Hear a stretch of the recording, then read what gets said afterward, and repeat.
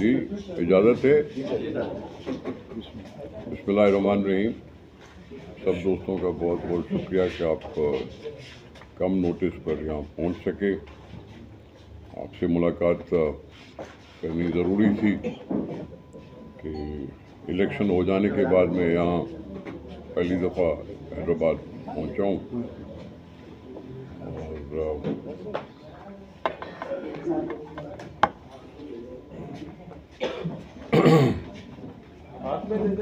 नाना करते करते आखिर इलेक्शन हो गए।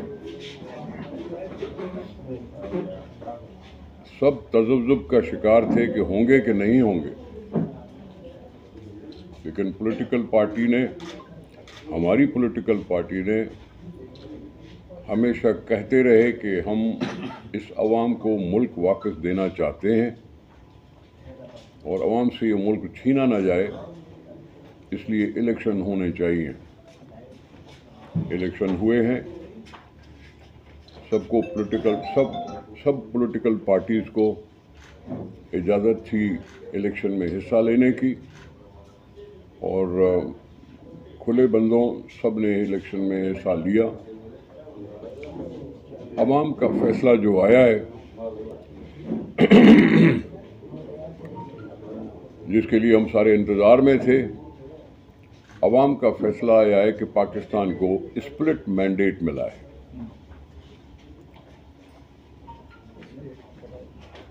दो बड़ी पार्टियां वो भी अक्सरियत हासिल नहीं कर सकें, यानी नवाज लीग भी अक्सरियत हासिल नहीं कर सकी और पीपल्स पार्टी भी अक्सरियत हासिल नहीं कर सकी।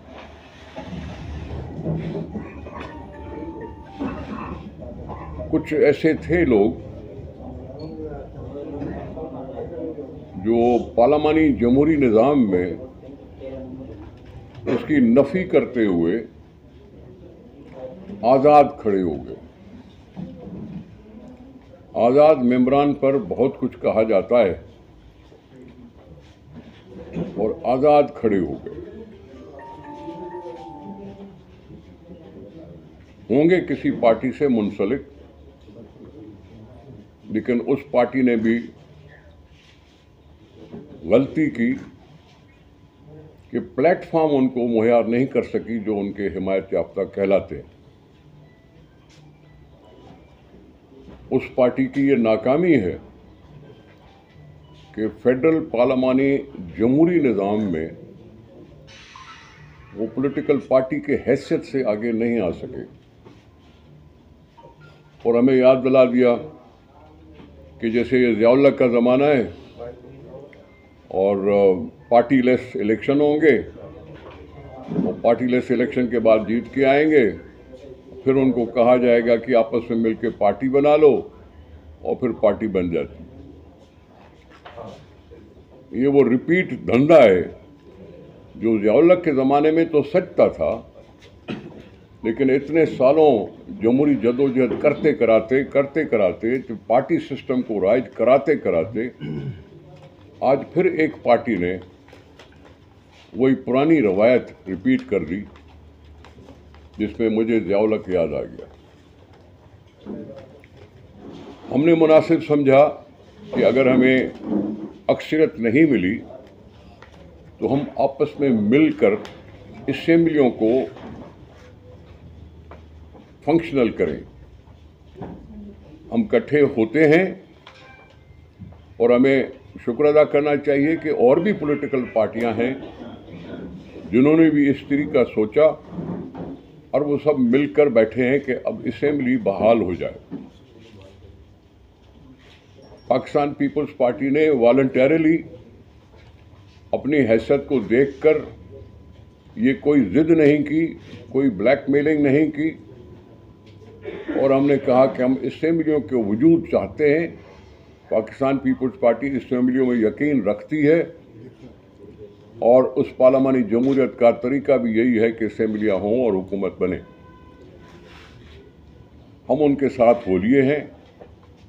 हमने वॉलंटरली उनको कह दिया कि जी हमें हुकूमत में हिस्सा लेने की ज़रूरत नहीं है, हम आपको सपोर्ट करेंगे, आपकी अक्सरियत बनाएंगे। और ये कोई जमहूरी मुल्कों में नई बात नहीं है। मुझे याद पड़ता है कि किसी ज़माने में कांग्रेस जीती थी इंडिया में, लेकिन उसको मतलूबा अक्सरियत नहीं थी, तो कम्युनिस्ट पार्टी ने उसको साथ दिया था और कम्युनिस्ट पार्टी ने भी उनसे कुछ मांगा नहीं था, कोई वजारत नहीं मांगी थी। ये हमारी जमहूरी मुल्कों में मिसालें मौजूद हैं और इस तरह से हमने भी यही सोचा कि हम पार्लियामेंट को किसी सूरत में भी ज़ाया नहीं करेंगे। आवाम को जो मौका मिला, उन्होंने जो भी फैसला किया सरांखों पर, लेकिन हम सियासतदानों की संजीदगी को टेस्ट करने के लिए आवाम ने यह फैसला दिया है और हमने अपनी पूरी संजीदगी दिखाते हुए असेंबली को मारज़ वजूद में लाने के लिए हमने उनके साथ बैठने का फैसला किया है और बगैर किसी काबीना में हिस्सा बनने के। लेकिन कुछ लोग हैं जो ये सूरत हाल को समझ नहीं रहे, गैर दानिस्ता नहीं समझ रहे। दानिस्ता नहीं समझ रहे कि पाकिस्तान किसी गैर जमहूरी निज़ाम का मुतहम्मिल नहीं हो सकता। सियासी इस्तेहकाम पार्लियामेंट से ही आता है। जो पहले फाश गलती करके पार्लियामेंट से इस्तीफा देके चले गए, उन्होंने फिर से पार्लियामेंट में आने के लिए कोशिश की और वो कुछ जीते भी, लेकिन उनको भी अक्सरियत नहीं मिली। अगर मैं मान भी लूं कि वो आज़ादाना जो खड़े हुए हैं वो भी अक्सरियत से महरूम रहे, तो ये पीटीआई की भी शिकस्त है। लेकिन वो हैं कि अपनी उस माहौल से निकल नहीं पा रहे और हिजान पैदा करने की कोशिश कर रहे हैं। हिजान वो पहले भी करते थे, अभी भी वही रवश है। उनको किसी ने नहीं रोका वो मुकाबले के लिए खड़े हो जाएं, उनको किसी ने रोका नहीं है। हमने तो यहाँ तक उनको ऑफर भी कर दिया कि अगर आपके पास मेजॉरिटी है तो प्रूव करो और हो जाओ, लेकिन नहीं। आज अखबार में पढ़ा है कि उन्होंने फैसला किया कि हम अपोजिशन में बैठेंगे, यानी मतलब कि शायद हो सकता है मुकाबला करें या न करें। ये बात की बात है, लेकिन मैं आपसे अर्ज ये कर रहा हूं कि देखा देखी हमने देखा अच्छो साईं कि एजिटेशन हो रही है, प्रोटेस्ट हो रही है, और वो भी पीर साहब पगारा की सरबराही में। कल गरीब लोगों को यहां बुलाया, रोड पे बुलाया, मजमा लगाया, लेकिन जब इलेक्शन में खड़े हुए थे उन उम्मीदवार या उनके वोटर, तो उनको बेयारो मददगार छोड़ दिया गया। पाकिस्तान पीपुल्स पार्टी ने इलेक्शन को सीरियसली लिया। चेयरमैन बिलावल भुट्टो जरदारी साहब लगभग हर जिले में जलसे किए, न सिर्फ इलेक्शन में जलसे किए, लेकिन उससे पहले भी जो सिंध में तबाहियां हुई हैं उसमें अगर कोई दिखाई दे रहा था तो वो बिलावल भुट्टो जरदारी साहब ही दिखाई रही थे। जब हम सैलाबी कैफियत में थे, उनकी पार्टी दिखाई दे रही थी जो लोगों के साथ खड़ी थी। वसाइल नहीं थे, फिर भी खड़े तो थे, उनकी हमदर्दी में खड़े थे। लेकिन तब तो ये लोग दिखाई देते नहीं हैं। इलेक्शन में अजीब बात है कि क्या लोगों को सामने क्या पेश कर रहे हैं। मैं पहले भी कहता था कि फंक्शनल के साथ एमक्यूएम बैठी और जनाब जेयूआई बैठी, और मैं उनसे पूछता रहा कि आप किस बात पे इत्तेहाद किए हुए हो। एमक्यूएम का तो नारा यह था कि देहाती शहरों पे कब्जा कर रहे हैं, ये नामंजूर है। एमक्यूएम तो कहती थी सिंध को 2 सूबे करने चाहिए। तो ये जो भी जमातें थीं, उन्होंने कभी डिक्लेयर नहीं किया कि किस नुक्ते पर आपस में इकट्ठे बैठे। कम से कम देना चाहिए था। ये सियासी दयानतदारी है कि जी बताएं कि हम किन पॉइंट्स पे इकट्ठे हुए, लेकिन नहीं की उन्होंने। उल्टा अब मुझे अफसोस है पीर साहब पर कि वैसे तो सियासत में वो सरगर्म है नहीं, लेकिन कुछ लोगों के कहने पर उठा के प्रोटेस्ट कर दिया।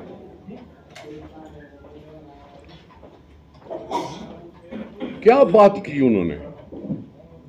मुझे पहले पता था कि सिंध बेचा गया है, इसलिए मैं इलेक्शन में निकला नहीं।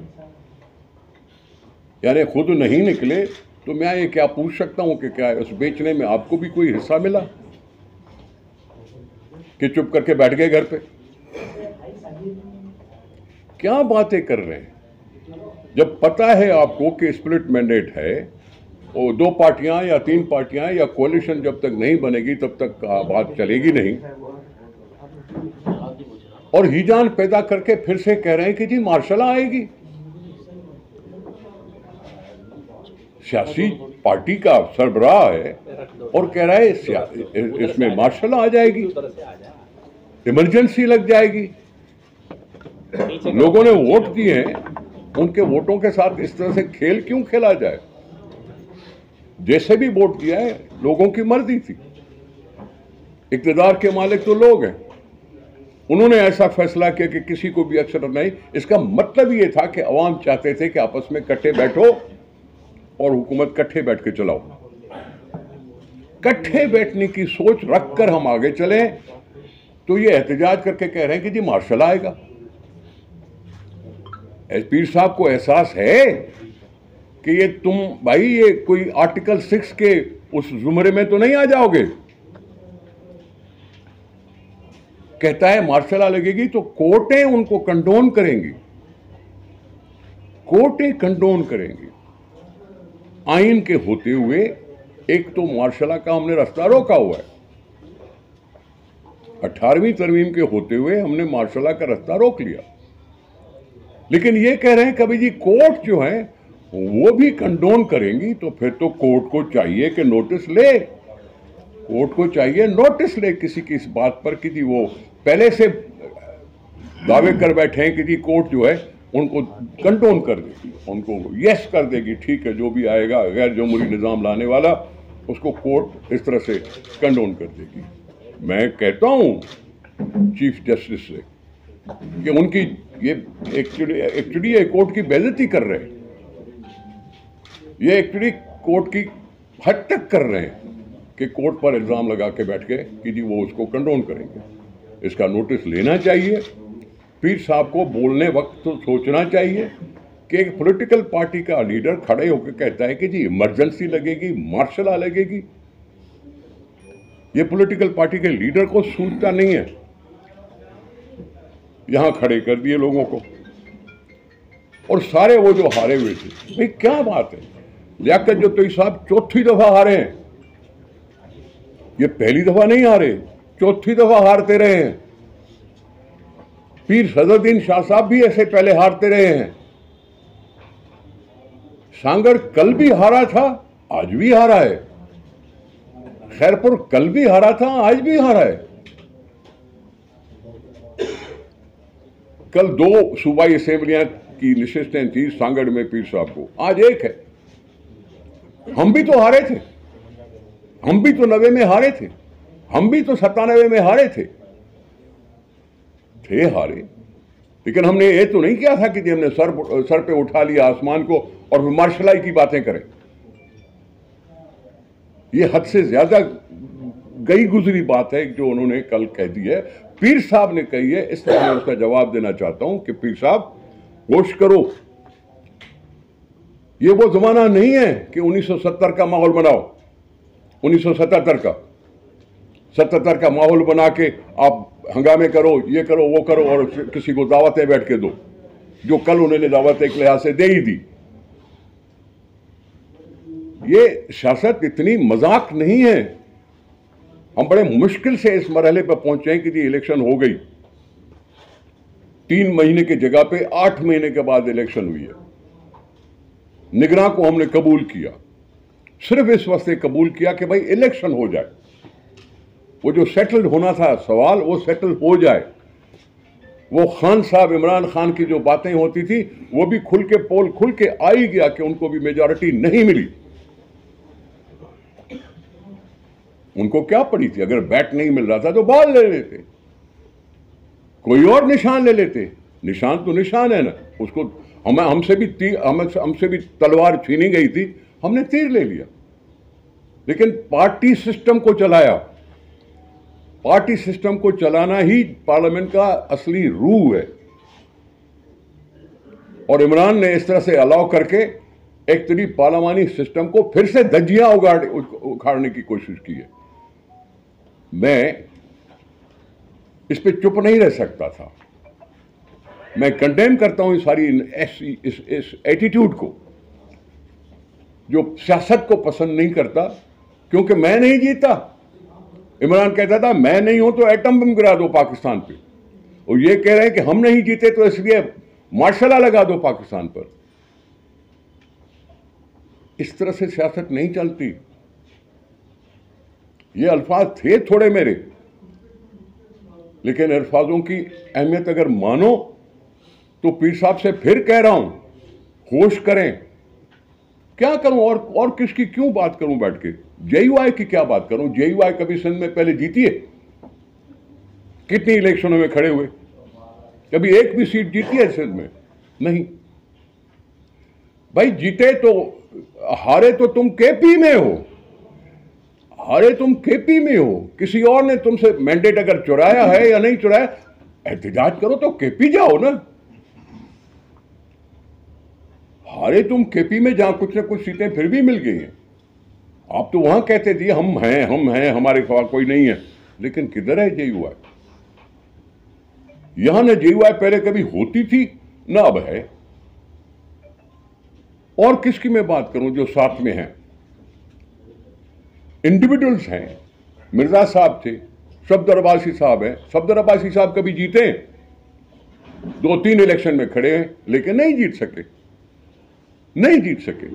हमारे हैं, अगर हम करते रहते हैं कोशिशें, हम मिलते रहते हैं लोगों के साथ, हमारा लीडर सीरियसली लेता है इलेक्शंस को, तो उसमें हमारा कसूर है क्या? अगर हम लोगों को हौसला देने के लिए हैं बैठे हुए, तो फिर मानो उस चीज को। ये अपनी जिद को छोड़ो। जिद नहीं चलती सियासत में। हमारी तो जिद हो सकती, हमें प्राइम मिनिस्टर चाहिए। भाई हमने नहीं की जिद, हमने कह दिया कि भाई हमें पाकिस्तान की सलामती चाहिए, असेंबलियों की सलामती चाहिए। हम अपना सब कुछ भूलकर हम आपके साथ बैठे। हम तो इतने हद तक भी साथ आपके बैठे कि हमने कैबिनेट में हिस्सा भी नहीं मांग रहे। ठीक है, उम्मीदवार खड़ा करने का हर एक को हक है। हमारे कुछ लोग हैं जो जीते हैं, हम उसकी बुनियाद पर अगर सदारती उम्मीदवार के लिए खड़े हैं और खड़ा कर रहे हैं या किसी और चीज़ के लिए खड़े, ये हर एक पार्टी को हक है। उनकी पार्टी को भी हक है, इनकी पार्टी को भी हक है।